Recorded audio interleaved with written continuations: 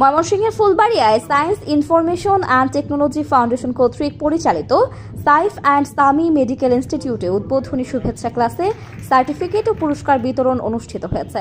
সোমবার দুপুরে উপজেলা শহরের সরকারি ফুলবাড়িয়া মডেল পাইলট উচ্চ বিদ্যালয় সংলগ্ন ফাতিহা ভিলায় সাইফ অ্যান্ড সামি মেডিকেল ইনস্টিটিউটের ডিরেক্টর সাইফুল ইসলামের সভাপতিত্বে উদ্বোধনী শুভেচ্ছা ক্লাসে সার্টিফিকেট ও পুরস্কার বিতরণ অনুষ্ঠানে বিশেষ অতিথি হিসেবে বক্তব্য রাখেন ময়মনসিংহের প্রাক্তন civil surgeon doctor AKM Abdur রব।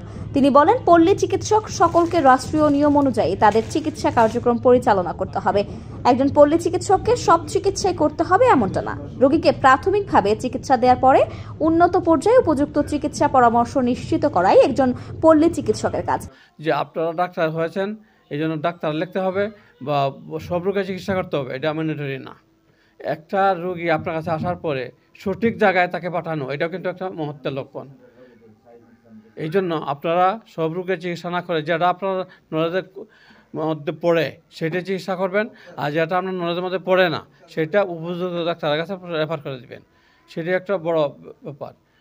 অনুষ্ঠানে বিশেষ অতিথি হিসেবে আরও বক্তব্য রাখেন উপজেলা স্বাস্থ্য ও পরিবার পরিকল্পনা কর্মকর্তা ডাক্তার বিধান চন্দ্র দেবনাথ, থানা অফিসার ইনচার্জ রাশেদুজ্জামান, ময়মনসিংহ বিভাগীয় PDF এর সভাপতি সাইফুল ইসলাম বাচ্চু, সহ সাধারণ সম্পাদক জাহাঙ্গীর আলম, সাইফ অ্যান্ড সামি মেডিকেল ইনস্টিটিউটের উপদেষ্টা ডাক্তার সেকান্দর আলী প্রমুখ। অনুষ্ঠান পরিচালনা করেন ধারাভাষ্যকার শাহজাহান মৃধা।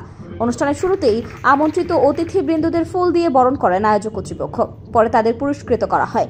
এছাড়া অনুষ্ঠানে প্রতিষ্ঠানটির প্রশিক্ষক এবং শিক্ষার্থীরা তাদের অভিজ্ঞতার আলোকে নিজস্ব মতামতে অংশ নেন। পরে প্রশিক্ষণপ্রাপ্ত বিদায়ী পল্লী চিকিৎসকদের সম্মাননা স্মারক ও পুরস্কার প্রদান করা হয়।